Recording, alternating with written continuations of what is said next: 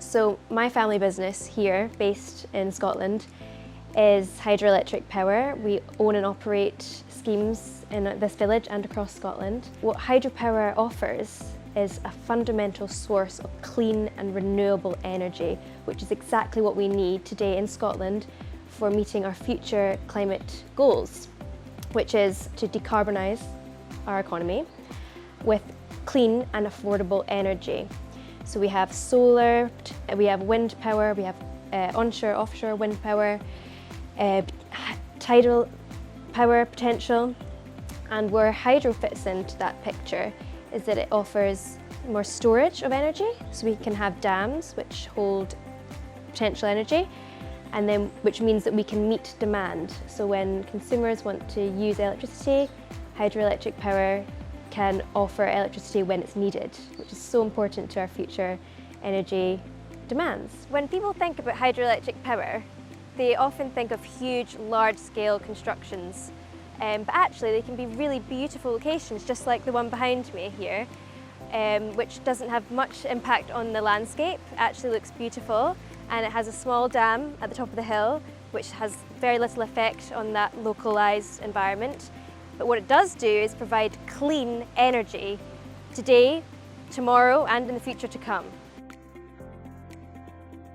There was a moment in 2010 when the development of small hydro suddenly became positively incentivized by British and Scottish governments.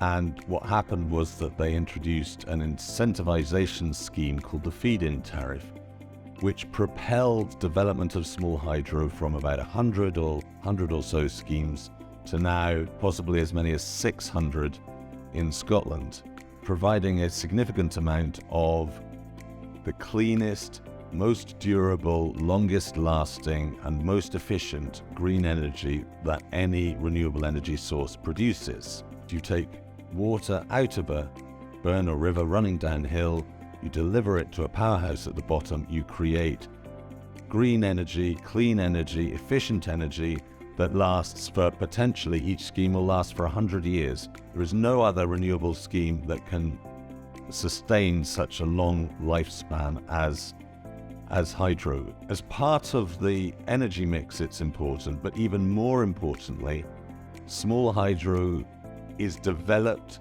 designed, built locally. The British Hydropower Association is a membership organisation that's representing the hydropower industry across the UK. Hydropower is an essential part of the low carbon energy mix that we need to get to have the energy security in the UK. It's a small but significant part of that energy mix, providing generation in winter, peak tea time demand. It's a base load generator. It's low impact on the environment. So you go from pico, which is really, really tiny, small schemes that people might have in their homes or farms, and then you can have really large megawatt schemes, which are big generators of renewable energy. And then there's also pumped storage or long duration storage, as we also know it, which is essentially where you have two reservoirs and you take water from one in times of peak demand and you generate electricity. And then in times of low demand, you use pumps to pump the water back up the mountain again. So it's a really versatile energy that adds a lot of flexibility to our national grid. We're never going to compete with offshore wind in the mere gigawatt race of how much power we can produce.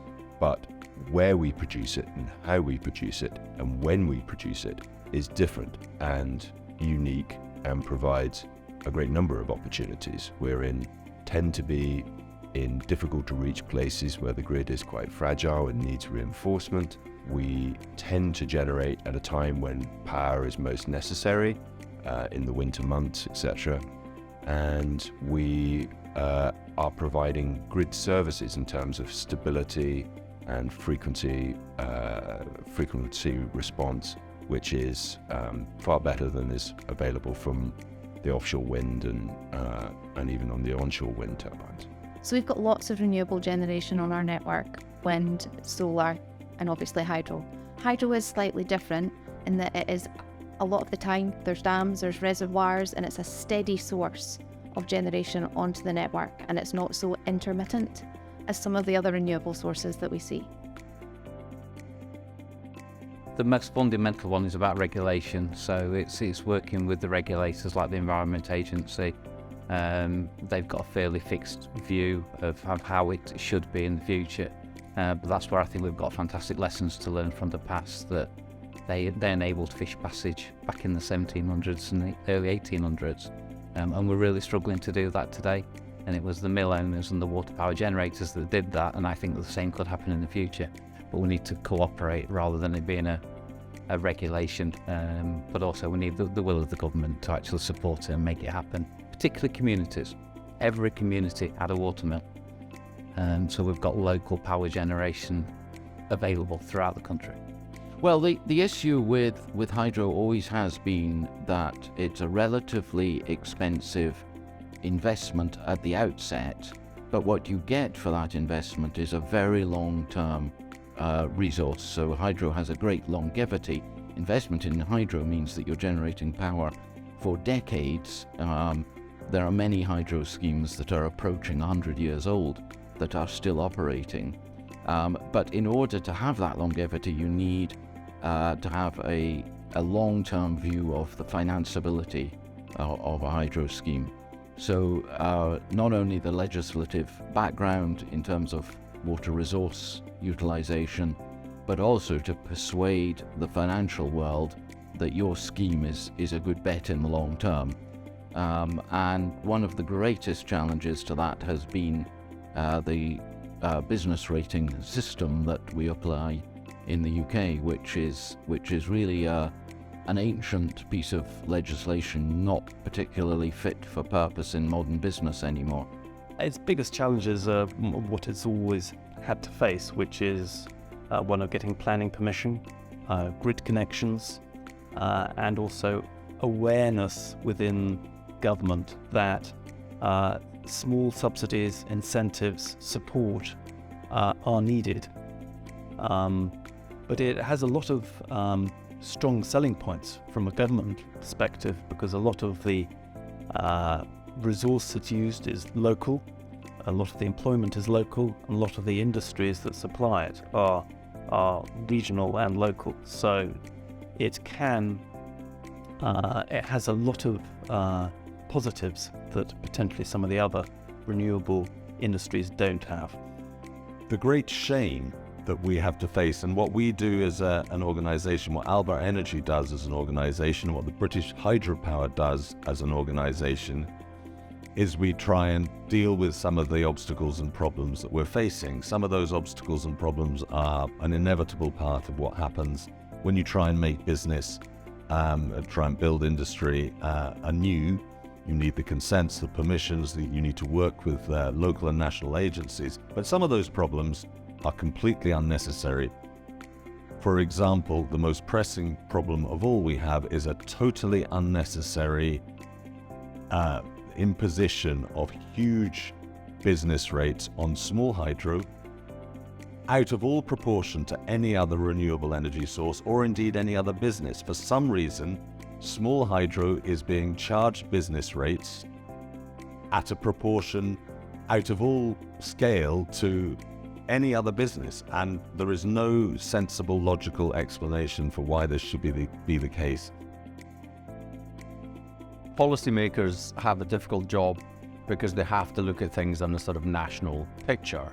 But I think there's a interest in, if the policy frameworks were supportive of it, is for community schemes to help to be looked to develop in terms of hydro. Now, I don't necessarily think that would be the additional 1,000 megawatts would come from that, but I'm not sure how much would. But there is a sense that having more localized generation, having the other abilities of customers to understand about local generation, and people being a little bit more connected back to this transition in terms of net zero, to me it all seems like a very positive thing, effectively. So because we can decarbonize, we can import offshore wind to a very large degree, but that doesn't necessarily mean that people are more connected to that.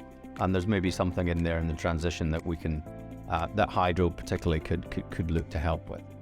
So hydro is low impact and low visibility. People might have gone on a walk and walked past a turbine house and they wouldn't even know there's a hydro generator in there. So that's great that it's low impact and low visibility, but in terms of messaging and narrative, we need to do a better job in trying to inform the general public what hydro does, the part it plays in our net zero transition, and how it is such a low impact technology. There's lots of opportunity for hydro to help us achieve our net zero targets. With more flexible smart grids that we're looking into, there's opportunities there for hydro sites to play a big part in helping us deliver our targets and help sustain a renewable energy system.